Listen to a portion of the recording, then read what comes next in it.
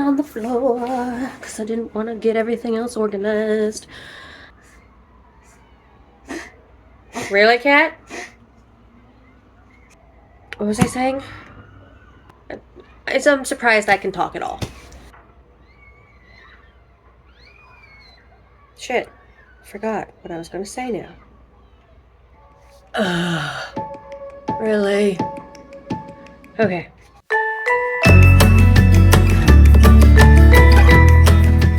Hi, welcome or welcome back. My name is Tabitha and this is my channel, We the Foxen. It's been a minute.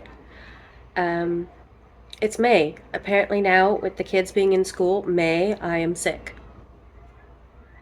Last May, I was sick for the whole month, and I just keep getting sick all May. And it is just, it's annoying. I'm done with it. Right now, I have like horrible sinus pain on my left side. My ear keeps popping, so let's see how coherent I am in this one. With just how many drugs I'm on and just like the pain in general. So, what have I read? I don't know if I'm forgetting anything. Brain fog, along with cold brain fog. I'm surprised I can talk at all. So what I finished in the last, what, two weeks, week and a half? I don't know. I did finish Gather the Fortunes by Brian Camp. More people need to read these books. And Mr. Camp, you need to write more books. Because I love these books. The Crescent City novels. They're awesome. I really can't give too much away of this book because of stuff that happens in the first book, The City of Lost Fortunes. But main character, her name is Renaissance Reigns, is her full name. But yeah, it all takes place in the city of New Orleans. And all sorts of magic and belief systems and gods and spirits and lie and it's fabulous books. A lot of the chapters, I know the last one I read like the first opening chapter and was just being all melodramatic about it, but it's I have my windows open to get the breeze, and so you're gonna hear some outside. I apologize. Please try to ignore the fire sirens. What was I saying about this? Oh yeah, so some of the opening chapters will give like brief pseudo introduction, so like we'll kind of collate world mythologies to bring you into the next story element. So like if it's like in the other one, it was like the beginning of the world. Who are the gods? What is the afterworld? What is death? And it kind of collates all these beliefs, and that it's yes. There's no right answer. There's no wrong answer. It's just yes. This is what it is.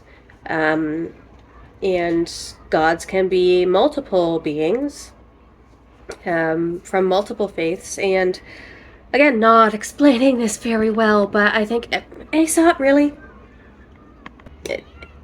multiple point of views can be right at the same time, sort of deal. I've said it before, it is an urban fantasy. And this one has an added twist to it with a split perspective, and not in the way that you think.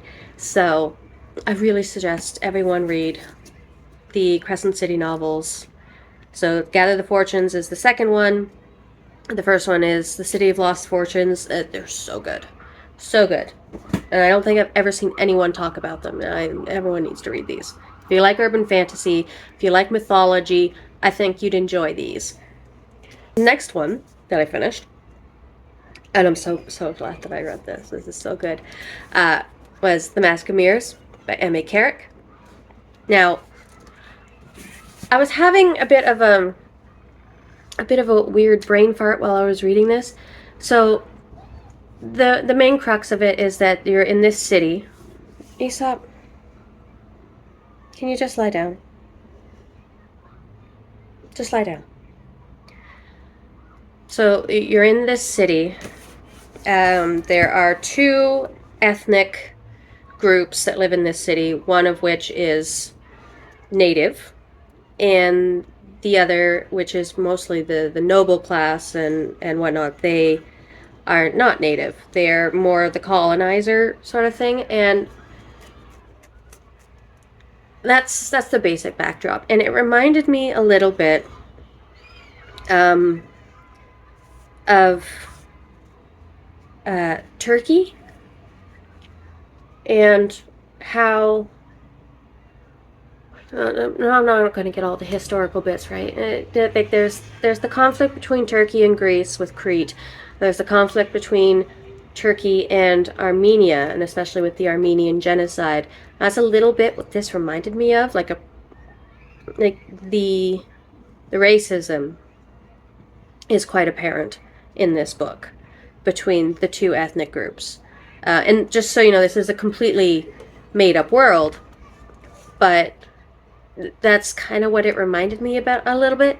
Anyway, onto the magic side of it. It is really quite interesting, where you have the one marginalized group. They have their magic and beliefs, and a lot of it has to deal with that they follow the pattern, and the pattern can be represented by a group of cards, which is similar to a modern tarot deck, and that's how they interpret the world and try to understand what is going on and how to proceed. So yeah, like tarot. And that kind of is its own magic, because you're tapping into something. If you are really good at it, and you're tapping into something that is just way outside of yourself. And the second one, the more colonizer ethnic group, they are more into astrology, big into astrology, and there's other magics that are taking place that we discover as we go on. But mostly that we're following two main characters, and then there's subsequent points of views of other characters. But the two main ones is we have Ren, who is a con artist and trying to con her way into a family of nobles. And that goes sideways real fast. And then there is... No, there's three. Yeah, because there's Ren, there is the captain, whose name I cannot remember.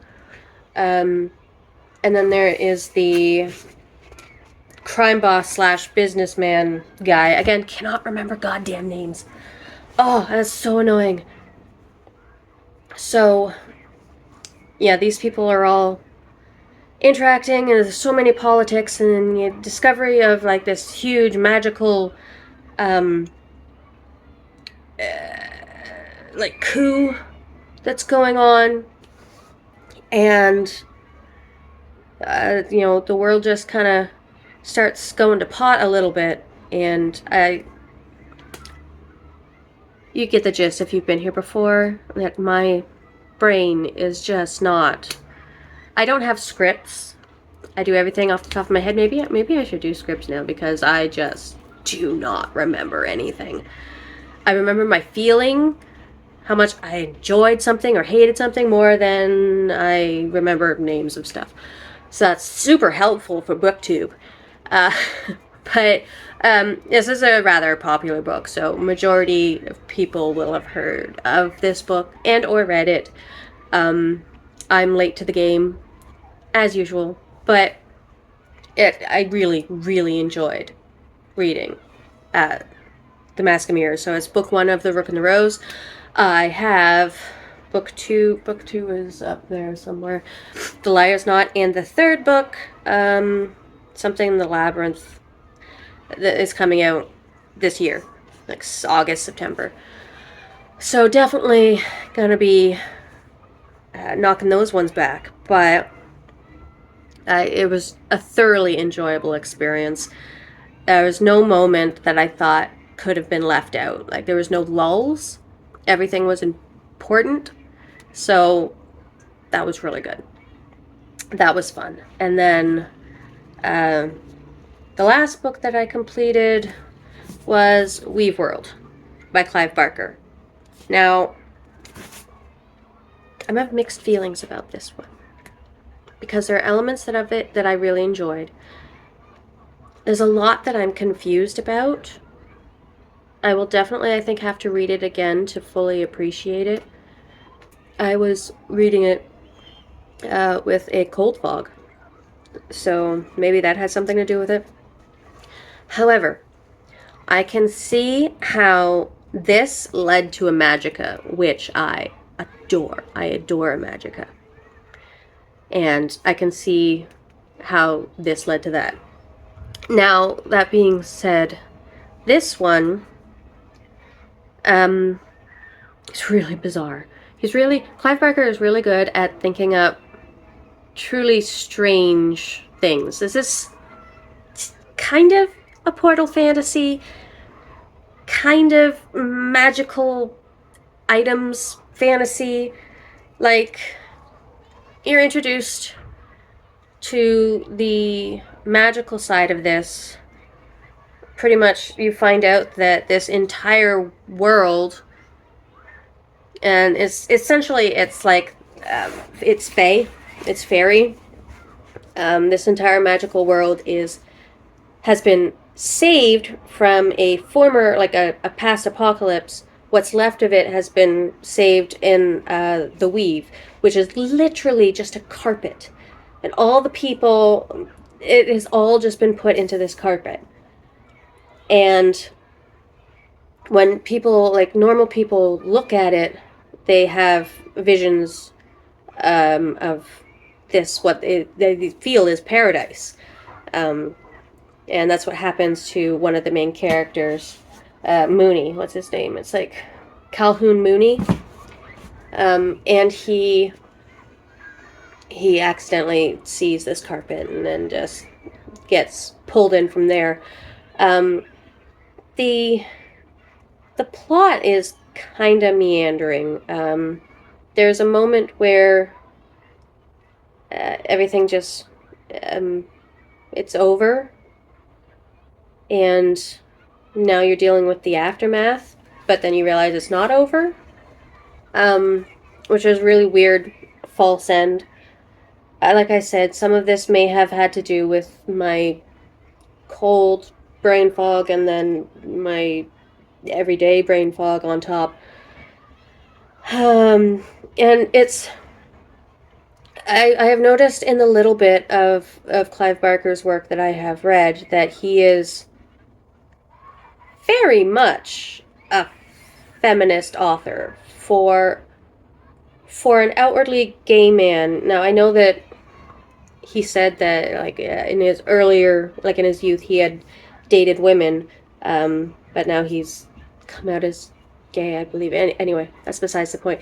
But as a gay man, he very much likes to just contextualize the whole feminine experience and how it's necessary to life, and how misogyny is wrong in all of its aspects, even internalized misogyny, which I understand. In this book, like, there's one character who is the she's called Immaculata. She is the virgin in the three-aspect goddess character, and she wants to destroy the Weave. She wants to destroy the fugue, which is what the residents of this place call it, and she wants to destroy it because it's impure. Yeah, and it's just it smacked a lot of internalized misogyny. through a female character. And I wonder if that was Barker himself examining his own internalized misogyny. And then the magic that the other main character that she ends up becoming a wielder of is called the menstruum. It's a little on the nose right there. So it's like just a feminine power that does stuff in this world. So yeah, there's a lot about how the feminine and both the corporeal and the divine feminine need to be acknowledged and revivified. Is that a word? Anyway. It's interesting. I will read it again, just in another mindset, if I can finally not be sick. But like I said, I can see how Weave World led to Imagica. And I love Imagica, and Imagica also has a lot of overt feminine tropes and themes in it. And both of these were like written in the late 80s, early 90s. So that's coming from that time period. It's really interesting. So yeah, Weave World was a weird read. Of course, what else was I expecting from Clive Barker? It's always a weird read. So that's what I have read. I'm currently only about 40 pages into The Broken Crown by Michelle West. Also really weird. Very heavy in its world building already. Like there's a whole explanation in the beginning of both like dramatis personae list as well as what certain terms mean. And it's very, very intricate. So again, I'm only 40 pages in, but I'm already a little confused. But again, 40 pages of almost 800. There's a lot to cover there. So initial confusion isn't that big of a deal. As for what is up next is the last 3 books of the Audible Chooses My TBR way back in April video. So there's the Fated Sun trilogy, which is just the size of a normal novel now. There is Akata Warrior by Nydia Corafor. Oh, Fated Sun is by C.J. Cherry. See? Brain. And then there's the super heavy Memoirs of Cleopatra by Margaret George. And then I will be done with that TBR, and then I don't know what I'm going to do after that. So this is me on cold medication. I don't know what else to do or say about that. A little bit more loopy than I normally am. And yeah. So that's everything that I've read and want to read and am reading. Let me know down in the comments what you think of all that. If you have any suggestions or just opinions, share them. Because I'm here. Otherwise, like if you liked it. Please subscribe because it helps out the channel. And also, I will see you in the next one. Bye.